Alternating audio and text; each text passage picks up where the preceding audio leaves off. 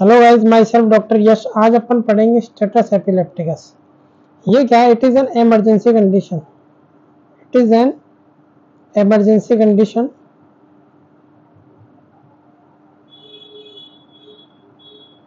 इसकी definition important है। Status epilepticus की डेफिनेशन क्या है? 5 मिनट्स और मोर कंटिन्यूस सीजर। मतलब पेशेंट को सीजर्स आ रहे हैं जो 5 मिनट से ज्यादा है, 5 मिनट या उससे ज्यादा है, तो उसे अपन क्या कहेंगे? Status epilepticus. जैसे मान लो पेशेंट को एब्सेंट सीजर आ रहे हैं, वो कौन सा भी सीजर हो सकता है। Absent seizure, GTCS, generalised tonic clonic seizure और मायोक्लोनिक सीजर, कौन सा भी सीजर हो सकता है। अगर ये मोर देन 5 मिनट्स है या 5 मिनट्स और 5 मिनट्स है, इसका मतलब ये क्या है? Status epilepticus. यानी कि कोई भी सीजर या तो 5 मिनट हो या 5 मिनट से ज्यादा देर तक रहे पेशेंट की बॉडी में, तो वो क्या कहलाएगा? वो कहलाएगा स्टेटस एपिलेप्टिकस। लेकिन सबसे मोस्ट कॉमन सीजर कौन सा है जो स्टेटस एपिलेप्टिकस में प्रेजेंट होता है? मोस्ट कॉमन सीजर होता है GTCS, generalised tonic clonic scissor.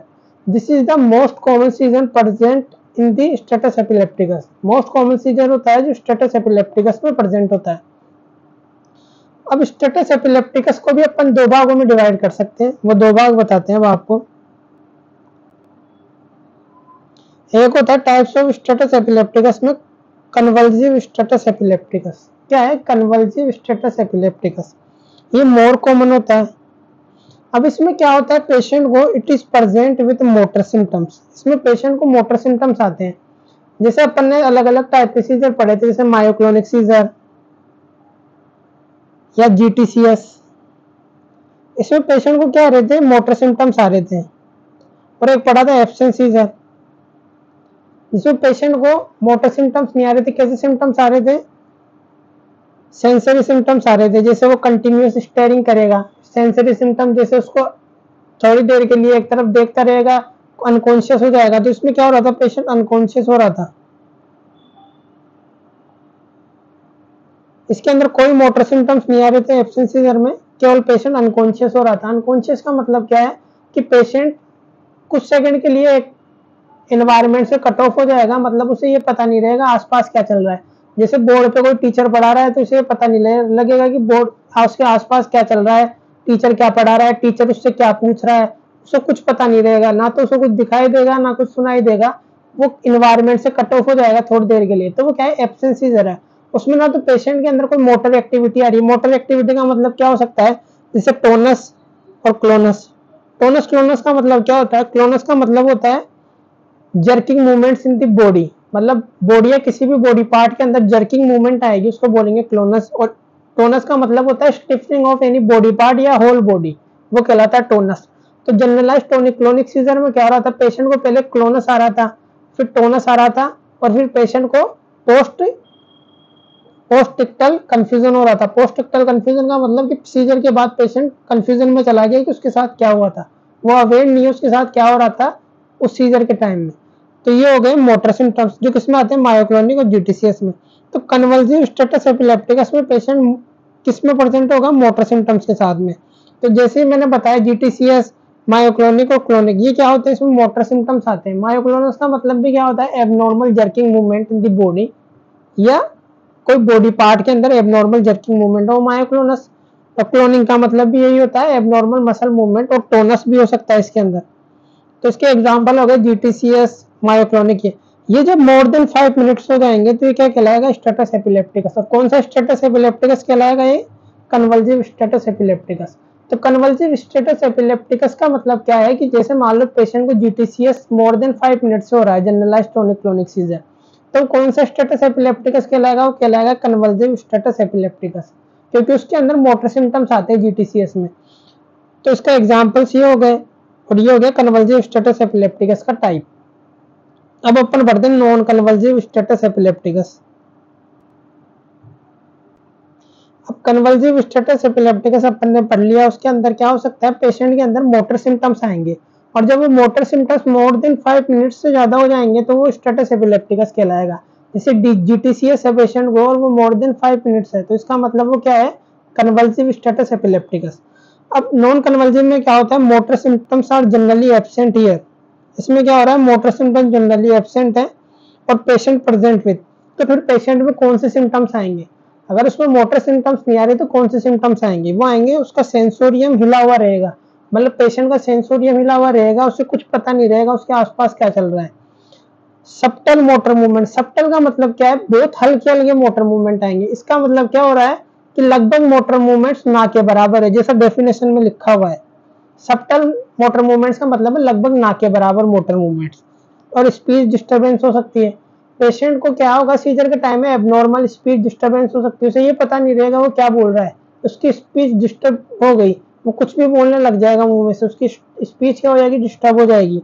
Confusion हो जाएगा पेशेंट को सीजर के टाइम में। Memory loss, delirium, staring at one point. Staring at one point का मतलब है कि पेशेंट एक जगह घूरता रहेगा काफी देर तक और उसको कुछ पता नहीं रहेगा उसके आसपास क्या चल रहा है, वो इन्वायरमेंट से कट ऑफ हो जाएगा, जैसे एब्सेंट सीजर में हो रहा था। तो अगर मान लो absent seizure more than 5 minutes हो गया, ये एब्सेंट सीजर का ही फीचर है। अगर मान लो absent seizure more than 5 minutes हो गया तो उसका मतलब क्या है, वो नॉन कन्वल्सिव स्टेटस एपिलेप्टिकस है। क्यों?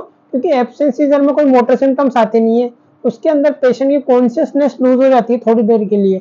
अगर मान लो कॉन्शियसनेस मोर देन 5 मिनट के लिए लूज हो रही है तो वो एब्सेंट सीजर किसमें कन्वर्ट हो गया, नॉन कन्वल्सिव स्टेटस एपिलेप्टिकस में। समझ में आ रही है? तो नॉन कन्वल्सिव स्टेटस एपिलेप्टिकस में पेशेंट के कोई मोटर सिम्टम्स नहीं आएंगे। पेशेंट कैसे प्रेजेंट हो सकता है? स्पीच डिस्टर्बेंस हो सकती है पेशेंट की, कंफ्यूजन हो सकता है, मेमोरी लॉस हो सकता है, डिलीरियम हो सकता है और स्टेरिंग एट वन पॉइंट हो सकता है।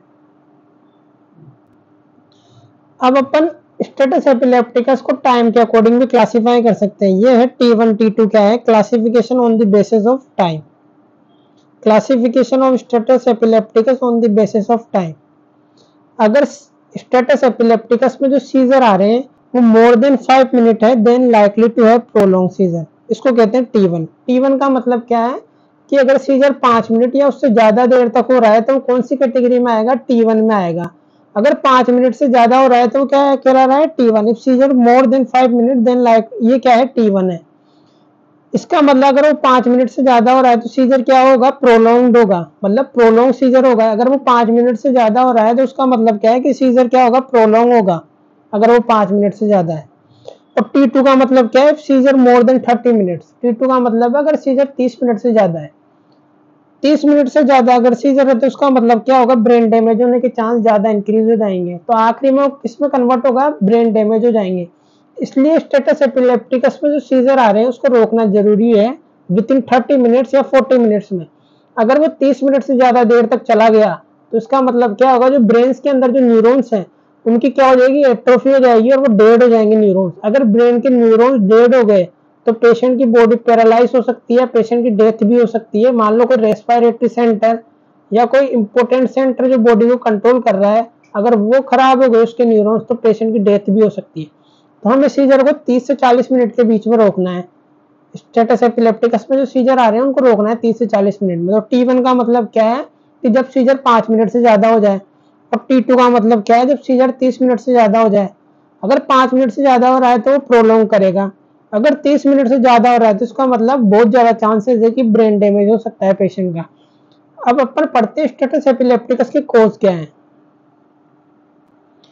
अब कोज पढ़ने से पहले स्टेटस एपिलेप्टिकस का आपको एक चीज, एक डेफिनेशन और क्लियर होनी चाहिए। वो डेफिनेशन क्या है, स्टेटस एपिलेप्टिकस कौन सी, रिफ्रैक्टरी स्टेटस एपिलेप्टिकस। ये डेफिनेशन इंपॉर्टेंट है। रिफ्रैक्टरी स्टेटस एपिलेप्टिकस क्या होता है कि patient unresponsive to first and second line drugs. First और जो सेकंड लाइन ड्रग्स है वो अभी मैं आगे बताऊंगा, फर्स्ट और सेकंड लाइन ड्रग्स कौन सी होती है। तो फर्स्ट और second line anti epileptic drug है, उसके खिलाफ क्या है, पेशेंट अनरेस्पॉन्सिबल है। तो कौन सी ड्रग्स होती है, first and second line drug, benzodiazepine and anti epileptic drugs. First line drug कौन सी होगी, बेंजोडाइजेपिन, और सेकंड लाइन ड्रग्स कौन सी हो गई, एंटी एपिलेप्टिकस। तो इसका मतलब क्या है, पेशेंट दोनों के खिलाफ अनरेस्पॉन्सिव है। दोनों के खिलाफ कौन कौन सी ड्रग्स हो गई, फर्स्ट लाइन ड्रग हो गई बेंजोडाइजेपिन और सेकंड लाइन ड्रग हो गई एंटी एपिलेप्टिकस ड्रग। अब इन दोनों के खिलाफ पेशेंट अनरेस्पॉन्सिव है तो कौन सा स्टेटस एपिलेप्टिकस है, वो रिफ्रैक्टरी स्टेटस एपिलेप्टिकस है। अब रिफ्रैक्टरी एपिलेप्टिकस सुनते ही आपके दिमाग में 3 कोज आने चाहिए, मोस्ट इंपोर्टेंट रीजन जो रिफ्रैक्टरी स्टेटस एपिलेप्टिकस के हैं। एक तो वायरल इंसेफेलाइटिस, एक ऑटोइम्यून इंसेफेलाइटिस और एक है पेरानियोप्लास्टिक सिंड्रोम। मतलब जैसे ही पेशेंट को आपने फर्स्ट और सेकंड लाइन ड्रग दे दिया, उसके बाद भी पेशेंट का कोई रेस्पॉन्स नहीं आ रहा, तो मोस्ट प्रोबेबल रीजन है कि कौन से कारण हो सकते हैं स्टेटस एपिलेप्टिकस के, वायरल इंसेफेलाइटिस, ऑटोइम्यून इंसेफेलाइटिस और पेरानियोप्लास्टिक।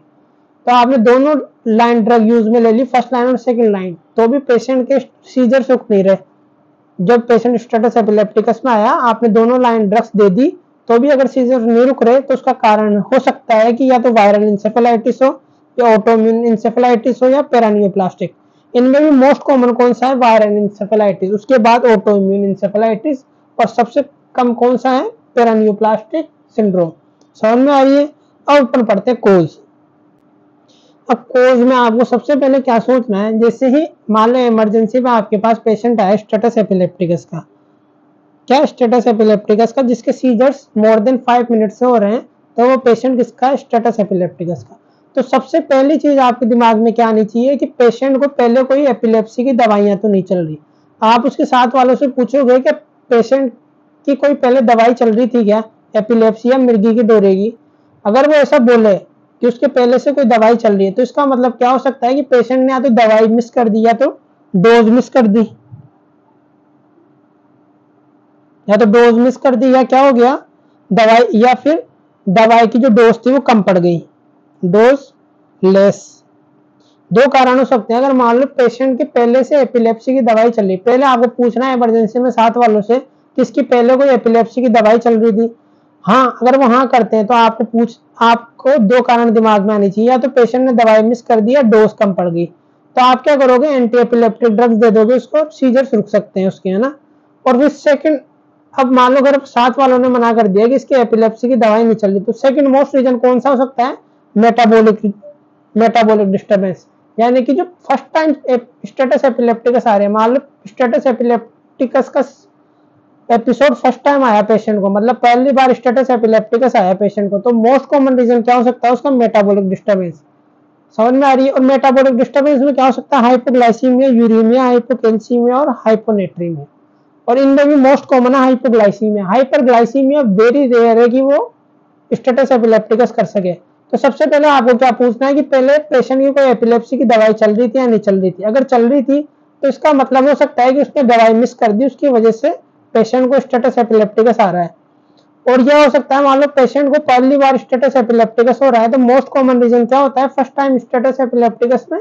वो होता है मेटाबॉलिक डिस्टर्बेंस। उसमें भी मोस्ट कॉमन हाइपोग्लाइसीमिया। फिर आता है इन्फेक्शियस डिजीज। इन्फेक्शन डिजीज में इंसेफेलाइटिस, मेनिंजाइटिस या सीएनएस।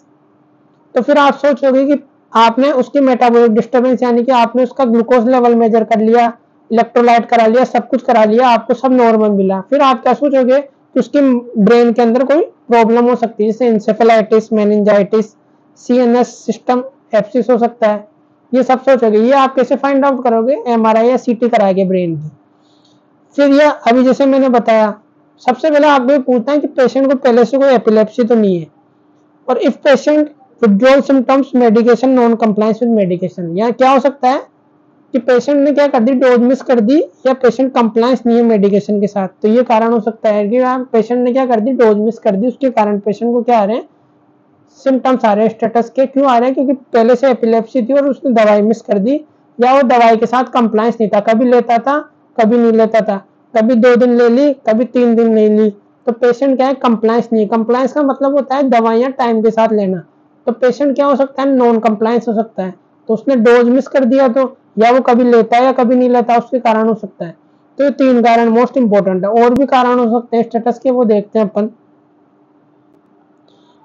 और कारण क्या हो सकते हैं? विड्रॉल सिंड्रोम हो सकता है। यानी कि स्टेटस किसके कारण आ रहा है? विड्रॉल सिंड्रोम्स के कारण। विड्रॉल सिंड्रोम्स का मतलब क्या है कि मान लो पेशेंट क्रोनिक एल्कोहल है, क्रोनिक एल्कोहलिक है, और आपने उसकी एकदम से एल्कोहल छुड़वा लिया, यानी कि उसको एक कमरे में बंद कर दिया, उसको दारू पीने से रोक दिया आपने, या उसको पैसे नहीं दे रहे, दारू नहीं पी पा रहा, उसके बाद पैसे नहीं है, तो क्रोनिक एल्कोहल, दारू पीना छोड़ दे एकदम से, alcohol withdrawal in chronic alcoholic person. तो उसको क्या सिम्टम्स आ सकते हैं? स्टेटस एपिलेप्टिकस के सिम्टम्स आ सकते हैं।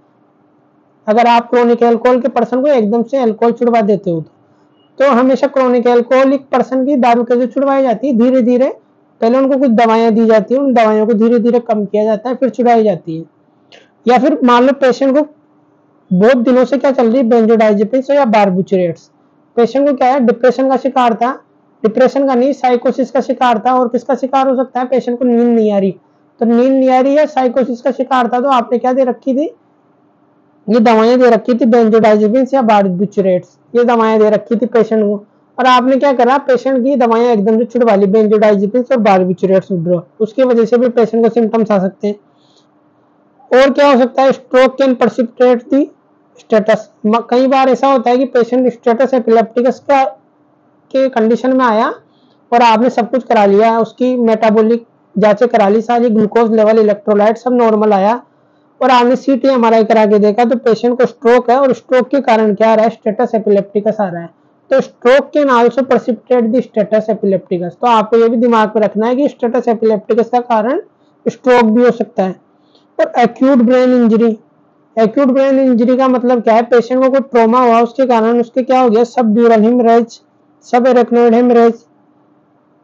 जैसे मान लो पेशेंट क्रिकेट खेल रहा था, उसकी बॉल लगी सिर में और उसकी वजह से सब ड्यूरल हेमरेज हो गया, सब एरेक्नोइड हेमरेज हो गया, उसकी वजह से भी क्या हो सकता है, पेशेंट को स्टेटस एपिलेप्टिकस हो सकता है। और क्या हो सकता है, इंट्राक्रैनियल ट्यूमर। मान लो पेशेंट के दिमाग में कोई ट्यूमर है, वो बार बार इरिटेट कर रहा है न्यूरॉन्स को ब्रेन के, तो वो एबनॉर्मली एक्सेसिव डिस्चार्ज करेंगे, उसकी वजह से क्या हो सकता है, स्टेटस एपिलेप्टिकस।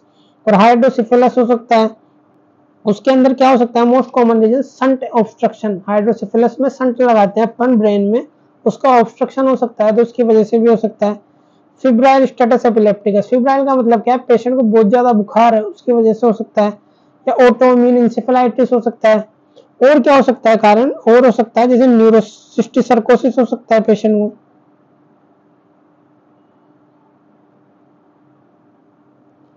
ये भी हो सकता है, इसके कारण भी हो सकता है। और क्या हो सकता है, मल्टीपल स्क्लेरोसिस हो सकता है।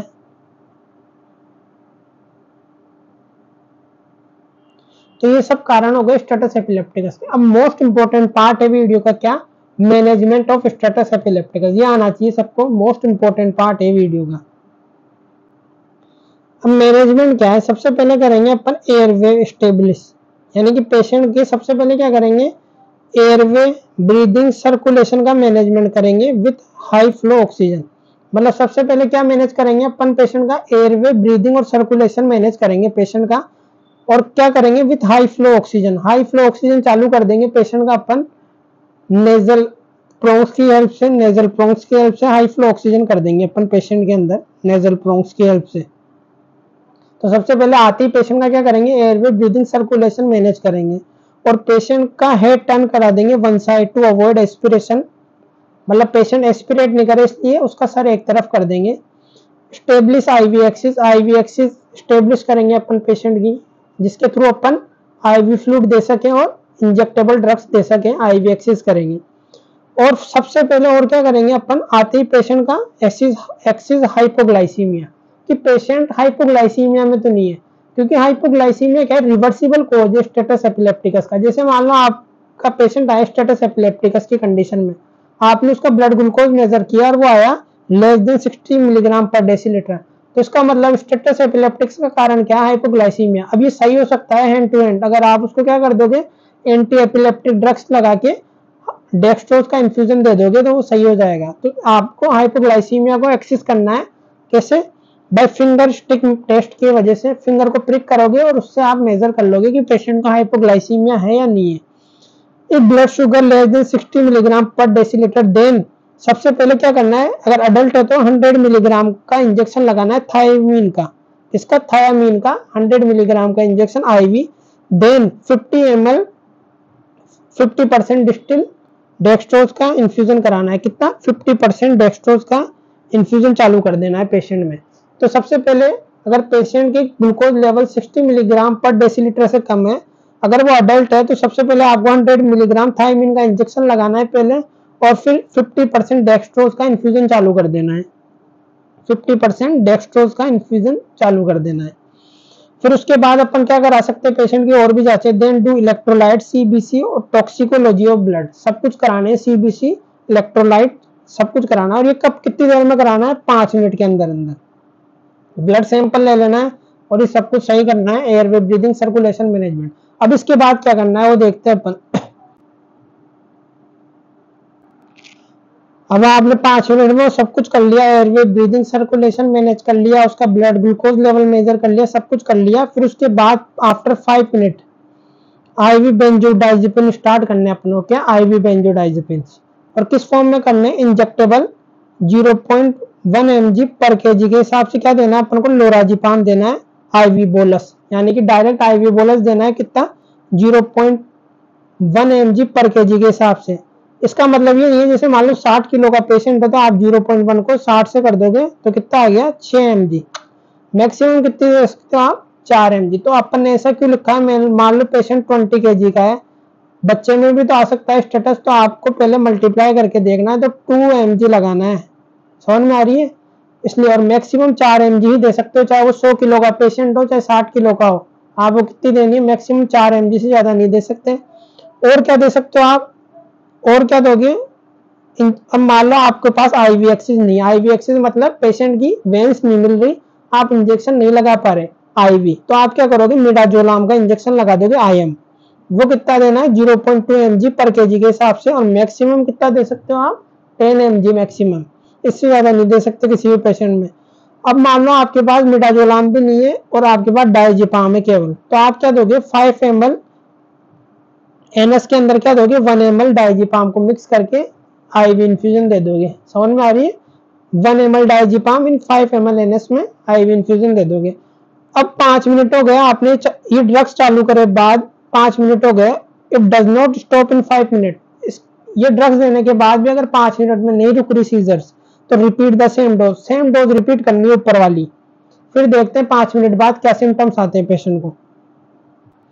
इफ सीजर आपने सेम डोज रिपीट करी, उसके 5 मिनट बाद भी अगर सीजर आ रहे हैं पेशेंट को, तो फिर आपको सेकंड लाइन ड्रग चालू करनी है। और सेकंड लाइन ड्रग्स में कौन कौन सी ड्रग्स आएगी, आइबुप्रोफेन, फॉस्फोफेनिटोन, लेविट्रिसिटाम, फॉस्फेनिटोन, फेनिटोन, और वाल्प्रोइट और फिनोबार्बिटोन, ये सब सेकंड लाइन ड्रग्स में आ रही है। चारों पांचों ड्रग्स ये सेकंड लाइन में है।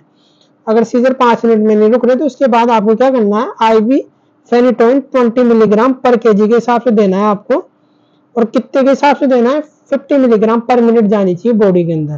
तो डोज तो कैसे निकालोगे आप, 20 मिलीग्राम पर केजी के हिसाब से, और इन्फ्यूजन कैसे करोगे आप, 50 मिलीग्राम पर मिनट के हिसाब से बॉडी में जानी चाहिए। तो एक वायल में कितना फेनिटोइन होता है, 100 मिलीग्राम, एक वायल में कितना, 100 मिलीग्राम 1 वायल में। तो आपको कितनी वायल चाहिए, जैसे मान लो 50 किलो का पेशेंट है, 20 मिलीग्राम के हिसाब से देनी है आपको, तो कितना हो गया, 1000 mg, और एक वायल में कितनी होती है, 100 mg, तो आपको लगभग 10 वायल लगेगी फेनिटोइन के 50 किलो के पेशेंट के अंदर। तो 10 से 12 वायल लगती है, उसको आप नॉर्मल सलाइन में डालोगे और इन्फ्यूज कर दोगे, 10 से 12 वायल को तोड़ोगे, सलाइन के अंदर इन्फ्यूज करोगे और पेशेंट की स्लो आईवी इन्फ्यूजन दे दोगे। किस हिसाब से, 50 मिलीग्राम पर मिनट के हिसाब से इन्फ्यूजन चालू कर दोगे सलाइन के अंदर मिक्स करके, 10 से 12 वायल को सलाइन में मिक्स करके 50 मिलीग्राम पर मिनट के हिसाब से इन्फ्यूज कर दोगे बॉडी के अंदर। और क्या दे सकते हो आप, फॉस्फोफेनिटोइन दे सकते हो 20 मिलीग्राम पर केजी के हिसाब से, और किस हिसाब से जाएगी बॉडी में, 150 मिलीग्राम पर मिनट के हिसाब से इन्फ्यूजन जाएगा इसका। उसके बाद भी सीजन नहीं रुक रहे, 10 मिनट तक वेट कर लिया आपने, 10 मिनट के बाद भी सीजन नहीं रुक रहे, तो फिर आप दोगे वाल्प्रोइट। वाल्प्रोइट भी सेकंड लाइन ड्रग है, तो आप कैसे भी दे सकते हो, आप पहले वाल्प्रोइट दे सकते हो, बाद में फेनिटोइन दे सकते हो, लेकिन अपन क्या करते हैं, पहले फेनिटोइन देके देखते हैं। अगर फेनिटोइन से भी नहीं रुक रहा फिर आप दोगे वाल्प्रोइट। वाल्प्रोइट कैसे दोगे, 20 से 30 मिलीग्राम पर केजी के हिसाब से दोगे, समझ में आ गई। और फिर भी सीजन नहीं रुक रहे, सीजन नॉट स्टॉपिंग आफ्टर वाल्प्रोइट दिए बाद भी नहीं रुक रहे, तो फिर आप आईवी फिनोबार्बिटोन दे दोगे, किस हिसाब से, 20 मिलीग्राम पर केजी आईवी इन्फ्यूजन के हिसाब से। ये सब दे दिया आपने, पूरी सेकंड लाइन ड्रग यूज में ले ली, फेनिटोइन भी ले ली, फोस्फोफेनिटोइन भी ले ली, वाल्प्रोइट भी ले ली, फिनोबार्बिटोन भी ले ली, ये सब सेकंड लाइन ड्रग है, ये सब काम में ले लिया आपने, फिर भी पेशेंट के स्टेटस एपिलेप्टिकस या सीजर्स नहीं रुक रहे, तो कौन सी स्टेटस एपिलेप्टिकस हो गई, रिफ्रैक्टरी स्टेटस एपिलेप्टिकस। अभी मैंने डेफिनेशन बताई थी रिफ्रैक्टरी स्टेटस एपिलेप्टिकस की। आपने क्या कर दिया, लोराजिपाम यानी कि फर्स्ट लाइन ड्रग बेंजोडाइजेपिन सारी यूज में ले ली, और उसके बाद सेकंड लाइन ड्रग्स भी यूज में ले लिए सारी, फिर भी सीजर्स नहीं रुक रहा था, वो रिफ्रैक्टरी स्टेटस एपिलेप्टिकस हो गया, समझ में आ रही है। तो वो क्या है, रिफ्रैक्टरी स्टेटस एपिलेप्टिकस है, दोनों से नहीं रुक रही, तो इसका मतलब क्या है, स्टेटस एपिलेप्टिकस कौन सी है, रिफ्रैक्टरी है। रिफ्रैक्टरी के अंदर फर्स्ट लाइन भी दे दी, सेकंड लाइन भी दे दी, कोई फर्क नहीं पड़ रहा पेशेंट को, स्टेटस एपिलेप्टिकस नहीं रुक रहा। अब क्या करोगे आप, रिफ्रैक्टरी स्टेटस एपिलेप्टिकस में क्या ड्रग्स दोगे, वो आती है फिर थर्ड लाइन ड्रग्स आती है जो रिफ्रैक्टरी स्टेटस एपिलेप्टिकस में देते हैं, वो ड्रग्स देखते हैं अपन एक बार। अब रिफ्रैक्टरी स्टेटस एपिलेप्टिकस में बता दिया मैंने, seizure is not stopping after first and second line drug use. Then barbiturate, इसके बाद क्या करोगे आप रिफ्रैक्टरी स्टेटस एपिलेप्टिकस को रोकने के लिए, then barbiturate coma is induced with continuous infusion of phenobarbitone और मिडाजोलाम। आप क्या करोगे, कंटिन्यूअस इन्फ्यूजन चलाओगे किसका, फिनोबारबिटोल और मिडाजोलाम का। कब तक चलाओगे, जब तक पेशेंट का बारबिचुरेट कोमा अटेन नहीं हो जाता, यानी पेशेंट थोड़ी देर के लिए उसका ब्रेन को क्या कर दोगे आप, थोड़ी देर के लिए बिल्कुल शांत कर दोगे। बारबिचुरेट कोमा उसे कहते हैं, उसका ब्रेन को थोड़ी, ब्रेन की जो एक्टिविटी है उसको बिल्कुल सप्रेस कर देना, बारबिचुरेट कोमा का मतलब ये है। और किसके थ्रू करोगे आप, कंटिन्यूअस इन्फ्यूजन के थ्रू, किसका, फिनोबारबिटोल और मिडाजोलाम के कंटिन्यूअस इन्फ्यूजन के द्वारा। और फिर भी सीजर नहीं रुक रहे इसके बाद भी, इसका मतलब क्या है, वो सुपर रिफ्रैक्टरी स्टेटस एपिलेप्टिकस। उसके अंदर क्या करोगे आप, कंटिन्यूअस केटामिन दोगे, केटामिन और प्रोपोफोल, ये दे सकते हो आप दोनों, केटामिन और प्रोपोफोल। और क्या दे सकते हो, आईवी इम्यूनोग्लोबुलिन, ये सब दोगे अगर वो सुपर रिफ्रैक्टरी स्टेटस एपिलेप्टिकस है। तो ये सब ड्रग्स देनी है आपको, और फिर स्टेटस एपिलेप्टिकस को सही करना है। ये इमरजेंसी ट्रीटमेंट है स्टेटस एपिलेप्टिकस का, जो लगभग हर साल आता है फाइनल ईयर यूनिवर्सिटी एग्जाम में, स्टेटस एपिलेप्टिकस का मैनेजमेंट। ये सारा फ्लो डायग्राम एल्गोरिथम जो मैंने बताया वो फॉलो करना है, और ऐसा कैसा लिखना है, आपको पूरे नंबर मिलेंगे।